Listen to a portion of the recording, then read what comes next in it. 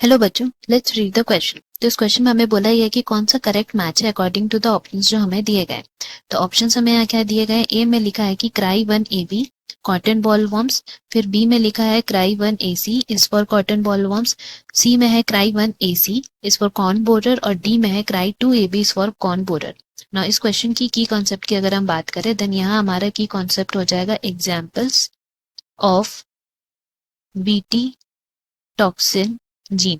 मतलब हमें यहाँ पे उन प्लांट्स के बारे हम लोग बात करने वाले हैं या फिर एनिमल्स के बारे में बात करने वाले हैं जिनमें बीटी टॉक्सिन जीन का यूज होता है एंड वो किसको कंट्रोल करता है। सो फर्स्ट ऑफ ऑल अगर हम लोग बीटी टॉक्सिन जीन के बारे में बात करें देन हम लोग बोल सकते हैं कि ये आइसोलेट हुआ है फ्रॉम अ बैक्टीरियम जिसका नाम है बैसिलस थोरेंजिएसिस। ये एक सॉइल बैक्टीरियम है, बैसिलस थोरेंजिएसिस।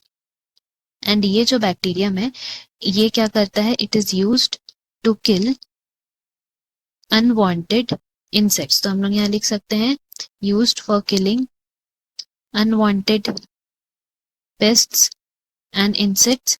नाउ इसमें क्या होता है कि उनमें एक तरह का प्रोटीन क्रिस्टल प्रेजेंट रहता है। ये प्रोटीन क्रिस्टल में टॉक्सिन्स प्रेजेंट रहते हैं।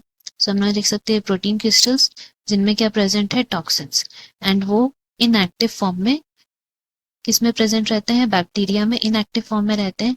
एंड जैसे ही ये गट में जाते हैं, किसके गट में, इंसेक्ट्स के गट में, तो इंसेक्ट्स के गट में जाने से उनके एल्कलाइन पीएच उनके गट का, उसके वजह से ये सॉल्युबलाइज हो जाते हैं। एंड सॉल्युबलाइज होने के बाद ये जो क्रिस्टल्स हैं वो फिर एक्टिव फॉर्म में आ जाते हैं। एक्टिव फॉर्म में आने के बाद फिर ये बाइंड करते हैं कहाँ पे, मिड गट, उनके mid gut of epithelial cells पे जाके बाइंड करते हैं।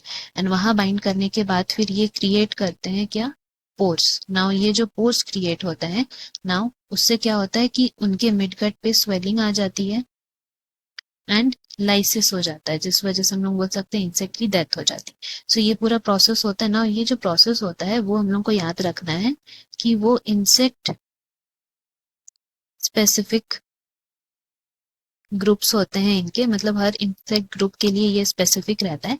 That is the reason why हम लोग इसको जीन्स को नाम दे दिए थे क्राई जीन, क्राई जीन बोले थे। एंड हर इंसेक्ट्स के लिए अलग अलग होता था।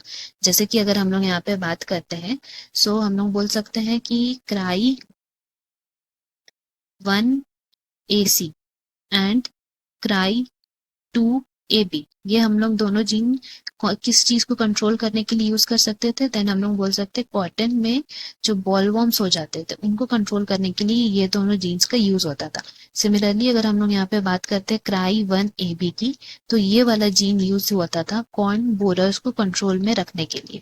सो इससे हम लोग कह सकते हैं इन एग्जाम्पल्स को देखते हुए कि हमारा यहाँ पे करेक्ट ऑप्शन जो है, करेक्ट मैच, वो हो जाएगा यहाँ पे option B, that is cry 1AC जिसमें कॉटन बॉलवॉर्म्स लिखा है। Hope you have understood. Best of luck. Thank you.